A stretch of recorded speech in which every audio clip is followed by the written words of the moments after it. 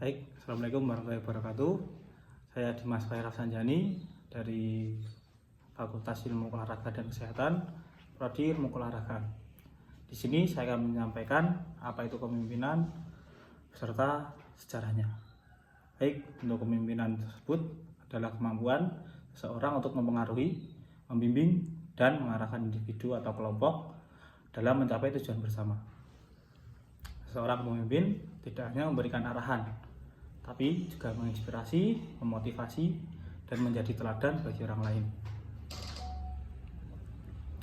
Kemudian, kepemimpinan dapat ditemukan dalam berbagai bidang, seperti organisasi, bisnis, olahraga, dan kehidupan sehari-hari. Ada berbagai gaya kepemimpinan, seperti kepemimpinan demokratis, otoriter, dan transformasional, yang masing-masing memiliki pendekatan berbeda dalam memimpin. Kemudian, seseorang pemimpin yang efektif biasanya memiliki kualitas seperti integritas, empati, komunikasi yang baik, serta kemampuan dalam mengambil keputusan dan memecahkan masalah. Kemudian, apa sih pengertian kepemimpinan secara teori? Kepemimpinan adalah proses di mana seseorang mempengaruhi sekelompok individu untuk mencapai tujuan bersama. Berbagai teori telah dikembangkan untuk memahami kepemimpinan. Di antaranya, yang pertama ada teori sifat atau trail theory. Teori ini menyatakan bahwa kepemimpinan berasal dari sifat bawaan tertentu seperti karisma, kecerdasan, dan keberanian. Kemudian yang kedua ada teori perilaku atau behavioral theory. Teori ini menekankan bahwa kepemimpinan dapat dipelajari melalui pola perilaku, seperti kepemimpinan yang berorientasi pada tugas atau hubungan. Teori kontingensi yaitu mengusulkan bahwa efektivitas kepemimpinan bergantung pada situasi dan lingkungan tertentu. Kemudian ada teori transformasional atau transformational leadership. Teori ini menggambarkan pemimpin sebagai sosok yang menginspirasi dan memotivasi pengikutnya untuk mencapai lebih dari yang mereka bayangkan. Kemudian ada teori transaksional atau transaksional leadership. Teori ini berfokus pada hubungan pemimpin dan pengikut dalam bentuk imbalan dan hukuman. Yang berikutnya akan saya jelaskan sedikit tentang sejarah kepemimpinan. Pada sejarah kepemimpinan telah berkembang sejak zaman kuno dengan berbagai pendekatan yang dipengaruhi oleh budaya dan konteks sejarah. Yang pertama ada pada zaman kuno. Pada zaman ini, pemimpin sering dianggap sebagai orang yang dipilih oleh dewa atau memiliki kekuatan khusus, seperti para Firaun di Mesir dan Kaisar di Romawi. Kemudian yang kedua ada abad pertengahan. Abad pertengahan ini, di sini kepemimpinan berbasis sistem feodal, di mana raja dan bangsawan memiliki otoritas mutlak pada rakyatnya.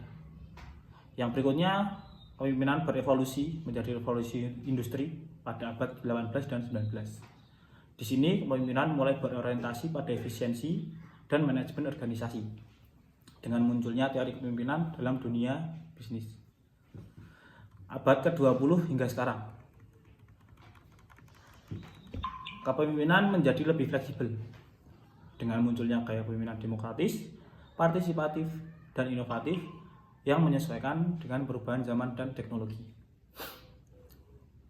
Kemudian kepemimpinan terus berkembang sesuai dengan kebutuhan masyarakat dan organisasi, di mana pemimpin masa kini tidak hanya dituntut untuk mengarahkan, tetapi juga menginspirasi serta menciptakan perubahan yang positif. Yang berikutnya, kepemimpinan memiliki berbagai macam jenis yang berkembang berdasarkan teori dan praktek di berbagai bidang. Berikut adalah beberapa contoh macam kepemimpinan yang umum dikenal. Yang pertama adalah berdasarkan gaya kepemimpinannya. Contohnya seperti kepemimpinan otoriter. Di sini pemimpin memiliki kontrol penuh atas keputusan tanpa banyak melibatkan bawahannya. Pemimpin ini cocok untuk situasi krisis atau di mana keputusan cepat diberlakukan. Contohnya seperti pimpinan militer atau manajer di lingkungan kerja yang sangat terstruktur. Berikutnya ada kepemimpinan demokratis. Pemimpin ini melibatkan anggota tim dalam pengambilan keputusan, mendorong kreativitas, partisipasi, dan tanggung jawab bersama. Contohnya adalah pemimpin dalam organisasi non-profit atau perusahaan inovatif. Berikutnya ada kepemimpinan laissez-faire. Kepemimpinan ini adalah cara untuk memberikan kebebasan penuh kepada bawahan untuk bekerja tanpa banyak campur tangan. Kepemimpinan ini cocok untuk tim yang sangat mandiri dan kompeten. Contohnya seperti memimpin perusahaan yang berbasis kreativitas atau startup. Yang berikutnya ada kepemimpinan transformasional atau transformational leadership. Di sini pemimpin menginspirasi atau memotivasi tim untuk mencapai perubahan yang besar. Pemimpinan ini berfokus pada visi jangka panjang dan pengembangan individu dalam tim. Contohnya pemimpin revolusioner seperti Nelson Mandela dan Steve Jobs. Yang berikutnya ada kepemimpinan transaksional. Pemimpinan ini berbasis pada sistem penghargaan dan hukuman untuk mencapai tujuan. Cocok untuk lingkungan kerja yang membutuhkan struktur yang jelas. Contohnya, pemimpin di perusahaan korporasi dengan sistem target dan bonus. Kemudian, yang kedua adalah berdasarkan konteks dan pendekatan. Sini ada salah satunya kepemimpinan karismatik. Pemimpin karismatik memiliki daya tarik dan pengaruh besar melalui kepribadian dan komunikasi yang kuat. Contohnya, seperti Soekarno atau Barack Obama. Berikutnya ada kepemimpinan situasional. Di sini, pemimpin menyesuaikan gaya kepemimpinannya sesuai dengan situasi dan kebutuhan tim. Contohnya seperti seorang manajer yang mengubah pendekatan dalam menangani proyek yang berbeda-beda. Yang berikutnya ada kepemimpinan visioner. Di sini pemimpin memiliki visi besar untuk masa depan dan mampu menginspirasi orang lain untuk mewujudkannya. Contoh seperti Elon Musk dengan visi eksplorasi luar angkasa. Berikutnya ada kepemimpinan servant. Pemimpin mendahulukan kepentingan tim atau pengikutnya sebelum dirinya sendiri. Contoh, Mahatma Gandhi yang berjuang demi rakyatnya dengan pendekatan tanpa kekerasan. Kemudian ada kepemimpinan delegatif.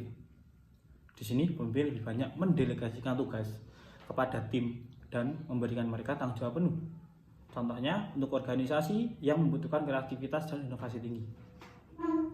Pada dasarnya, setiap jenis kepemimpinan memiliki kelebihan dan kekurangan serta cocok untuk situasi yang berbeda. Pemimpin yang baik mampu menyesuaikan gaya kepemimpinannya dengan kebutuhan dan kondisi yang ada. Baik, untuk yang berikutnya saya akan menjelaskan bagaimana cara kepemimpinan yang efektif. Kepemimpinan yang efektif adalah bukan hanya untuk memberikan perintah, tetapi juga tentang bagaimana seseorang bisa menginspirasi dan membimbing orang lain untuk tujuan yang bersama. Seorang pemimpin yang baik harus memiliki beberapa kualitas utama, seperti integritas. Apa integritas itu untuk seorang pemimpin? Seorang pemimpin harus memiliki integritas, karena mereka harus jujur dan dapat dipercaya oleh timnya. Yang kedua ada empati. Empati di sini adalah memahami dan mengerti perasaan serta sudut pandang orang lain. Kemudian ada komunikasi yang efektif. Di sini adalah mampu untuk menyampaikan visi dan strategi yang jelas. Kemudian ada keberanian, yaitu adalah berani untuk mengambil keputusan penting demi kemajuan bersama. Yang kelima, terakhir adalah keteladanan. Dan di sini adalah untuk menjadi contoh yang baik dalam sikap dan tindakan. Sebagai sifat pemimpin masih banyak yang harus dijelaskan, tapi ada yang saya jelaskan tadi hanya beberapa saja. Kemudian pemimpin yang sukses juga harus mampu beradaptasi dalam berbagai situasi serta mendorong timnya untuk terus berkembang dan mencapai potensi terbaik mereka. Kepemimpinan sejati bukan hanya tentang posisi atau kekuasaan, tetapi tentang bagaimana seseorang dapat memberikan dampak positif bagi orang lain. Jadilah pemimpin yang tidak hanya memerintah, tetapi juga menginspirasi, membimbing, dan membawa perubahan yang lebih baik. Yang berikutnya akan saya sampaikan kepemimpinan dalam olahraga, yaitu sepak bola. Pada olahraga sepak bola, kepemimpinan sendiri adalah suatu aspek yang tidak hanya menentukan keberhasilan tim di lapangan, tetapi juga membentuk karakter dan semangat kebersamaan dalam setiap permainan. Kepemimpinan dalam sepak bola bukan hanya tentang menjadi kapten tim, tetapi juga tentang bagaimana seseorang mampu memberikan motivasi dan strategi yang tepat pada rekan-rekannya. Berikut ada beberapa kualitas yang harus dimiliki oleh seorang pemimpin dalam sepak bola. Yang pertama adalah kepercayaan diri. Seorang pemimpin harus percaya pada dirinya sendiri dan keputusan yang diambil dalam pertandingan. Kemudian ada komunikasi yang jelas, mampu mengarahkan tim serta memberikan instruksi yang tegas dan efektif pada rekan-rekannya. Kemudian yang ketiga ada keteladanan.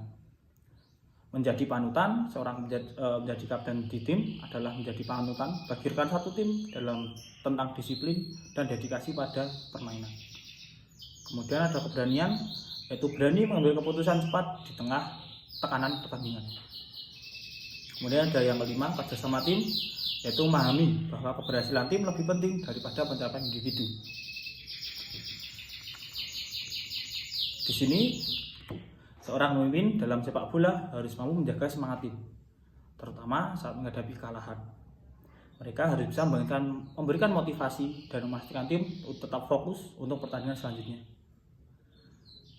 Berikutnya, dalam kepemimpinan sepak bola adalah tentang bagaimana seseorang bisa menjadi inspirasi bagi timnya, baik di dalam maupun di luar lapangan. Dengan kepemimpinan yang kuat, sebuah tim bisa menghadapi tantangan dan meraih kemenangan bersama. Jadilah pemimpin yang mampu membagikan semangat dan memberikan dampak positif bagi rekan tim. Karena dalam sepak bola, kemenangan sejati tidak hanya berasal dari strategi, tetapi juga dari kepemimpinan yang kokoh. Terima kasih, mungkin itu saja yang dapat saya sampaikan tentang apa itu kepemimpinan, sejarah kepemimpinan, dan bagaimana kepemimpinan dalam olahraga sepak bola. Maaf jika masih ada salah kata. Saya pamit. Wassalamualaikum warahmatullahi wabarakatuh.